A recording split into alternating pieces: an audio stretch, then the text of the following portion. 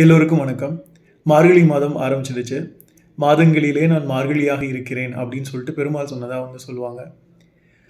மார்கழி அப்படிங்கிற அந்த மாசம் வரும்போது பாவை நோன்பு அப்படிங்கிற விஷயம் நம்ம ஊர் பக்கம்லாம் நெறைய பேர் பண்ணுவாங்க.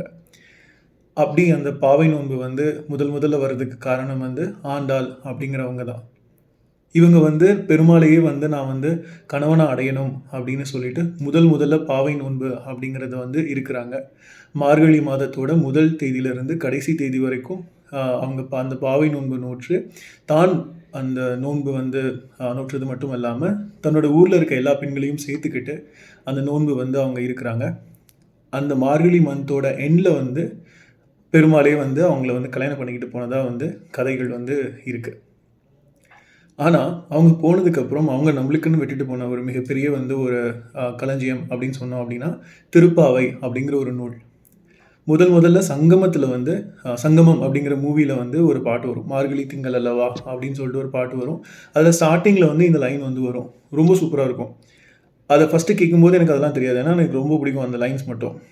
அப்புறம் ஒரு நாள் ரொம்ப வருஷத்துக்கு அப்புறம் தான் தெரிஞ்சது. இது திருப்பாவையிலேருந்து இந்த பாடல் வரிகள் இந்த இந்த பாடல் வரிகள குடுத்துருக்காங்களே! அப்படின்னு சொல்லிட்டு எனக்கு அப்ப தான் தெரிஞ்சது. சரி அப்படின்னு சொல்லிட்டு மீனிங்லாம் எடுத்து பார்க்கும்போது ரொம்ப அழகா இருந்தது. ஏன் அப்படின்னா, அ சிறந்த சொற்கள் தேர்ந்தெடுத்திருப்பாங்க. ஒரு நல்ல பெரிய மீனிங் குடுக்குற ஒரு ஒரு பெரிய லைன ஒரு வார்த்தையில அவங்க குடுத்துருப்பாங்க. அதே மாரி ஒரு வார்த்தையில அவங்க பெரிய பேக்கிரவுண்டே குடுப்பாங்க. ஸோ இந்த மாரி அந்த விஷயங்கள் திருப்பாவையில அவங்க அவ்ளோ அழகா எழுதியிருக்காங்க அப்படின்னு நினைக்கும்போது, படிக்கும்போது ரொம்ப ரொம்ப பிடிச்சிருந்தது. சரி ஓகே. நம்ம படிச்சதோட மட்டும் இல்லாம, நம்ம எல்லாருக்கும் ஷேர் பண்ணலாம் அப்படின்னு நினைச்சேன். ஸோ அதுக்கு தான் இந்த ஒரு முயற்சி. Let us see how it goes.